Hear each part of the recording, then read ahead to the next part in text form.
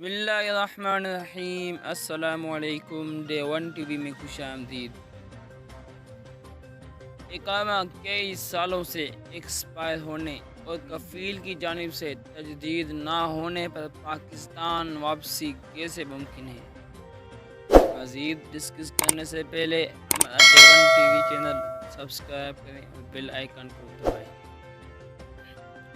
سعودی عرب میں لاکھوں پاکستانی مقیم ہیں جنہیں اقامہ، کفالت اور دیگر مسائل کا سامنا رہتا ہے، جن کے حل کے لیے وہ مختلف پلیٹ فارم سے رجوع کرتے ہیں۔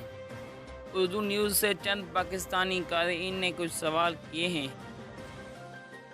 پاکستانی کارکن شہزاد نے پوچھا ہے کہ اگر کسی پاکستانی کا 3 یا 4 سال سے اقامہ ختم ہے اور کمپنی یا کفیل اس کی تجدید نہیں کرا رہا تو وہ کیسے پاکستان جائے گا؟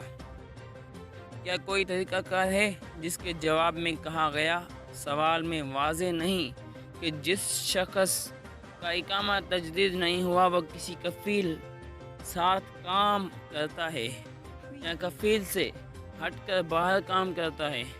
کفیل کے ساتھ یا جو لوگ کفیل کے باہر کام کرتے ہیں ان کا خروج کفیل کے ہی ذریعے ہی لگے گا۔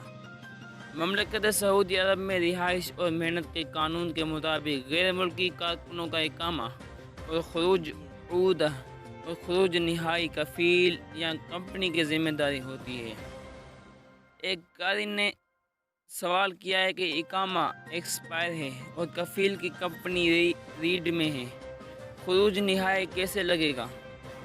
جس کے جواب میں بتایا گیا ہے کہ جوازات کے قانون کے مطابق جب تک اقامہ تجدید نہیں ہوتا خروج نہائی نہیں لگایا جا سکتا۔ آپ کا اقامہ ایکسپائر ہے اور کفیل کی کمپنی ریڈ میں ہے تو کیس مکتبہ عمل میں جمع کریں۔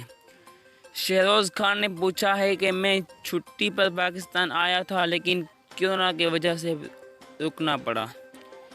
مینیجر نے کنٹریکٹ میں توسیع نہیں کی۔ کوشش کی کہ مینیجر سے متعلقہ HR ڈپارٹمنٹ سے بات ہو لیکن وہاں سے کوئی جواب نہیں ملا، جس پر استعفیٰ دے دیا۔ سوال یہ ہے کہ میں اپنے 4 سال کے بینیفٹس اور فائنل ایگزٹ کیسے حاصل کر سکتا ہوں؟